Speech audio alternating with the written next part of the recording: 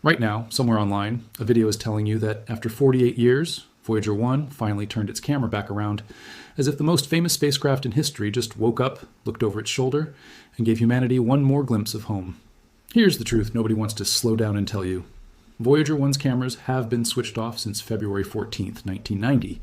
They have not taken a single picture since. They cannot be turned back on. Not easily, not safely, and quite possibly not at all, even if NASA wanted to try tomorrow. The viral claim making the rounds right now isn't a new discovery. It's a myth, dressed up as breaking news. But underneath that myth sits something genuinely true, genuinely confirmed, and honestly more unsettling than any fake headline could invent on its own.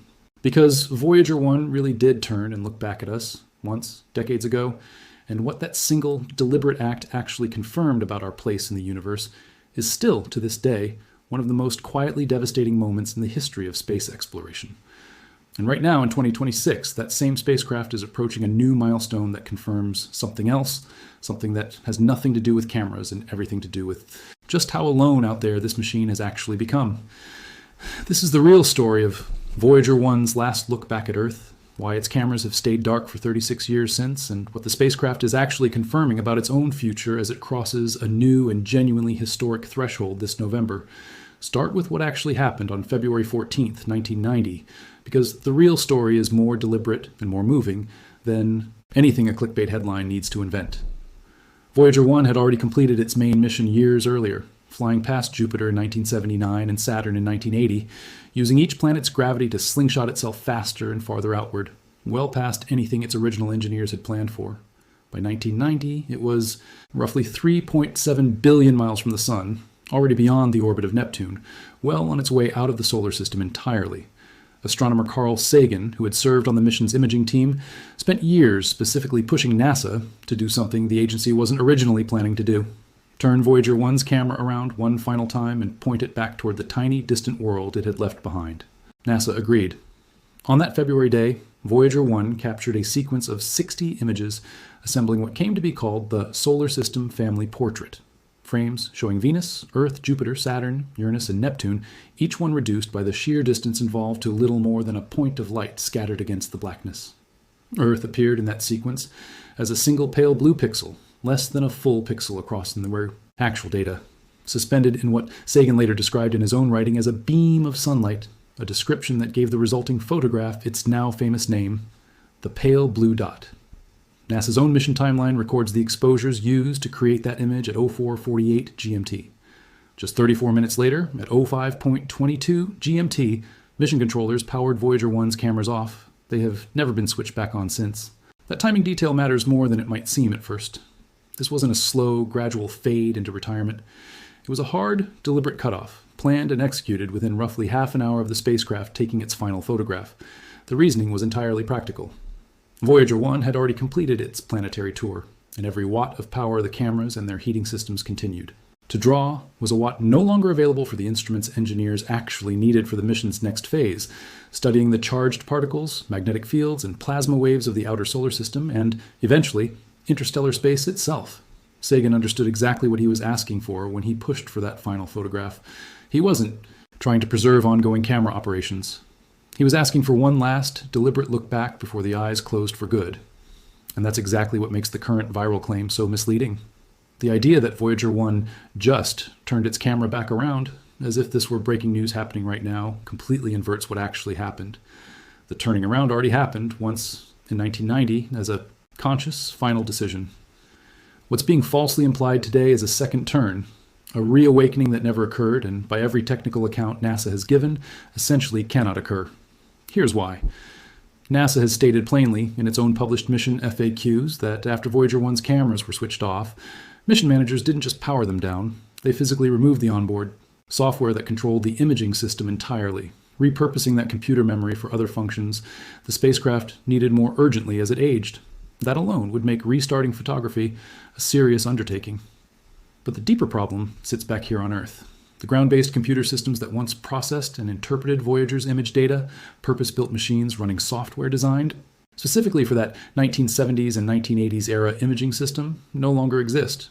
Even if a modern engineering team somehow rebuilt equivalent software and successfully reloaded it onto a spacecraft now pushing 50 years old, there would be no straightforward way to translate whatever data came back into anything resembling a usable photograph without essentially reconstructing an entire vanished technological pipeline from scratch. And even that assumes the cameras themselves would still function at all. They've spent 36 years exposed to the extreme cold and steadily accumulating radiation of deep space, environmental stress that NASA itself has acknowledged likely damage the hardware in ways nobody can fully assess without actually trying to use it again. There's also, NASA notes, remarkably little for a camera to actually see out where Voyager 1 currently sits. It's so dark and so empty in that part of interstellar space that amateur telescopes back here on Earth can resolve nearby stars and planets in more detail than Voyager's aging cameras ever could from their current vantage point. Reviving imaging capability on a spacecraft this old, this far away, and this depleted of spare power would be an enormously risky, enormously expensive undertaking for a payoff that wouldn't even produce particularly useful images. It's simply not something NASA has any plan to attempt, and NASA has said so directly and repeatedly. So if Voyager 1 isn't turning its camera back on, what is it actually confirming right now that deserves to be called something we all feared? The answer sits in a different kind of milestone entirely, one measured not in photographs, but in time and distance. On Wednesday, November 18th, 2026, at exactly 2:16:07 a.m. Pacific Standard Time, Voyager 1 will reach a distance of precisely 1 light day from Earth, roughly 16 billion miles, the point at which a radio signal traveling at the fastest possible speed anything in the universe can move takes a full 24 hours, just to make the one-way trip. Send a command from Earth, and it takes an entire day to arrive. Wait for any response, and that's another full day added on top. A single, complete exchange, question and answer, now takes 48 hours from start to finish, a communication delay so long it stretches an ordinary conversation into something closer to sending letters across an ocean by ship centuries ago. That milestone is worth sitting with, because it's not really about the number itself, it's about what that growing delay represents. Every year, Voyager 1 gets farther away, and every year, the radio round trip stretches a little longer, and every year, the spacecraft's actual power supply, generated by the slow, irreversible decay of plutonium inside its onboard generators, drops by roughly 4 more watts, a decline that has been running continuously without pause since the day it launched. Engineers have already been forced to permanently switch off major systems to keep the spacecraft alive at all. A dedicated plasma science instrument on Voyager 1 failed back in 1980 and was formally shut down in 2007. Voyager 2's equivalent instrument kept working for decades longer until mission operators finally powered it off too, in October 2024. Purely to conserve the dwindling electricity both spacecraft now have to ration with increasing desperation. Heaters, backup systems, entire categories of onboard hardware have been shut off one after another, permanently, in a slow, carefully managed retreat that mission planners have known was coming for years and have never had any way to reverse. NASA's own current projections put the honest, sobering reality plainly. Engineers currently expect both Voyager spacecraft to keep sending at least basic engineering data back to Earth until sometime around 2036, though that's an optimistic outer boundary rather than a guarantee. And the more meaningful scientific instruments, the ones actually studying interstellar space itself, are likely to go dark considerably sooner than that, as available power keeps shrinking year after year. There is no repair mission. There is no way to fly out and swap in a fresh power source. Whatever Voyager 1 is capable of sending home by the time its power finally drops below whatever minimum threshold each remaining system requires is, in every meaningful sense, the last of what it will ever be able to tell us. And that ending, unlike the science fiction framing of a spacecraft dramatically turning around for one more look, isn't going to arrive as a single, cinematic moment. It's going to arrive exactly the way everything else about this slow decline has arrived. Quietly, incrementally, one more system switched off, one more watt lost, until eventually there simply isn't enough left to say anything at all. That's the real thing Voyager 1 is confirming in 2026, and it has nothing to do with photographs. It's confirming that the growing distance between us and the farthest thing humanity has ever built is no longer just a number on a chart. It's becoming a functional, physical barrier, one full day in each direction and climbing, layered on top of a power supply that's been quietly bleeding out since the moment of launch. The fear underneath all of this was never really about whether Voyager 1 could somehow look back at us again. It's the much older, much harder fear the pale blue dot photograph itself was always about, that Earth really is that small, that fragile, that alone against the dark, and that the one machine humanity ever sent far enough to prove it, deliberately by turning around and looking, is now running out the string on its own existence, one silent year at a time, exactly the way everyone who ever studied its power curves always knew it eventually would. It's worth understanding just how close that final photograph came to never happening at all, because the decision wasn't universally popular inside NASA at the time. Sagan first proposed the idea years earlier, and it met real institutional resistance. Some engineers and mission planners worried that turning the spacecraft's cameras directly toward the sun, even briefly, even at a distance of billions of miles, carried a genuine risk of damaging the optics, since a camera sensor pointed anywhere near a bright light source can be permanently harmed by the exposure. Others simply saw limited scientific value in the exercise. Voyager 1's primary mission, the flybys of Jupiter and Saturn, was long finished by 1990, and every additional observation had to be weighed against the spacecraft's shrinking remaining resources. Sagan kept pushing anyway, arguing that the photograph's value wasn't going to be measured in new scientific data at all, but in something harder to quantify. A single human being who had ever lived, reduced to less than a single pixel of reflected sunlight. NASA ultimately agreed, and the imaging team carefully calculated the exact angle needed to safely capture the family portrait sequence without endangering the cameras in the process. That single successful photograph is precisely why the decision to permanently power the cameras down just half an hour later reads less like an afterthought and more like the closing of a chapter. Everyone involved understood was ending on purpose. Sagan's own reflection on that photograph, published a few years later, became one of the most widely quoted passages in the entire history of popular science writing, describing Earth as a single point of pale light and arguing that everyone who had ever lived out their lives, every triumph and tragedy of human history, had unfolded on that one tiny mote suspended in a sunbeam. That framing is exactly why the pale blue dot photograph still gets cited constantly in classrooms, in documentaries, in exactly the kind of viral videos now falsely claiming Voyager just repeated the feat. The image carries enormous emotional and philosophical weight specifically because of how deliberate and how final it actually was. It wasn't a routine data-gathering exercise. It was, by design, meant to be the very last thing those cameras ever did, and it succeeded at being exactly that for 36 unbroken years since. It's also worth noting that Voyager 1 isn't entirely alone in having captured a farewell image of home before instruments went dark for good, though few other examples carry quite the same weight. Other spacecraft nearing the end of their missions have occasionally been commanded to take one final look back at Earth before power ran out, or a mission concluded, a tradition that in some ways traces its emotional lineage directly back to what Sagan pushed NASA to do with Voyager 1 in 1990. None of those later examples, however, involved anything close to the same distance, the same finality, or the same decades-long silence that followed. Voyager 1's cameras didn't go quiet for a few years before a mission wound down naturally. They went quiet permanently, at a moment chosen deliberately, and have stayed that way for longer than many of the people now watching viral videos about them have been alive. That gap between the real 1990 story and the false 2026 claim says something worth sitting with about how information moves today. The actual true story, an aging spacecraft, a scientist's persistent advocacy, one carefully calculated photograph, and a permanent shutdown 34 minutes later, is genuinely remarkable on its own terms.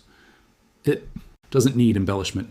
And yet it keeps getting quietly rewritten into something flashier, a spacecraft waking up, or looking back again, because that version generates more clicks than the true one, even though the true version is, if anything, the more emotionally resonant of the two. Nothing about Voyager 1 needs to be exaggerated to be worth talking about.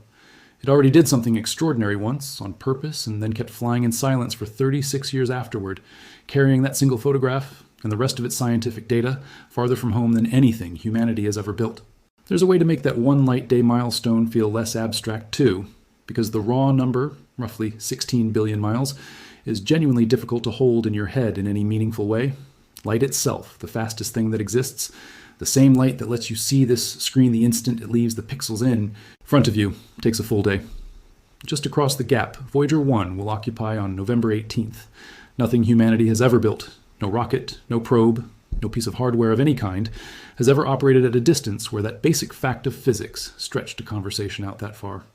Voyager 2, its twin, launched just weeks earlier in 1977, but sent on a slower, more circuitous route past all 4 outer giant planets, remains closer to home and won't reach its own one light day threshold for a while longer still. Voyager 1 is doing this first, exactly the way it's done almost everything else first throughout this entire 50-year mission, becoming the earliest human-made object to leave the solar system, the most distant object humans have ever tracked, and now the first to put a full day of pure light speed delay between itself and everyone who's ever built or operated it. That distinction matters for a very practical, very human reason that rarely makes it into the more dramatic retellings of this story. Every single command NASA has ever sent Voyager 1. Every diagnostic check, every software patch, every careful, painstaking fix during moments when the spacecraft's own systems glitched or degraded has had to survive that same growing round-trip delay, now stretching toward a full 48 hours for a complete question and answer exchange. Engineers don't get to watch a live video feed or run rapid trial and error the way they might with something closer to home. Every decision has to be made carefully, in advance, sent out into the dark, and then waited on, sometimes for days, before anyone on Earth even knows whether it worked. That reality has been true, in a smaller way for years, already. The November 2026 milestone doesn't create that challenge. It simply marks the moment that challenge crosses into an entirely new, historically unprecedented scale. One full day, one way, layered on top of a power budget that keeps shrinking every single year, regardless of how patient anyone back home is willing to be. There's also a quieter irony sitting inside all of this that's worth pointing out directly, because it undercuts the viral claim in a way that goes beyond simple fact-checking. The videos and headlines pushing the camera turn back on story are, in their own strange way, trying to recapture the exact same emotional power the real 1990 photograph already earned honestly, the sense of awe and vulnerability that comes from seeing Earth reduced to almost nothing against the vastness of space. But the power doesn't come from novelty. It doesn't need Voyager 1 to do something new. It comes from the fact that the original moment was real, deliberate, scientifically documented, and permanent. Manufacturing a fake sequel doesn't add to that legacy. It borrows against it, spending the emotional credit of a genuinely extraordinary true story to generate views for a version that isn't actually true. There's one final piece of this worth remembering, because it's the part that actually earns the word confirms in the most literal sense. NASA didn't quietly let this myth spread unchallenged. The agency's own published FAQ pages, updated as recently as this year, directly and explicitly address whether the cameras can be turned back on, walking through the missing software, the vanished ground systems, and the decades of cold and radiation exposure in plain, documented language. That's not speculation. The record, exactly what did and didn't happen using the same careful, plain-spoken honesty the agency has applied to this mission for nearly 50 years. The confirmation was never going to come from a reactivated camera.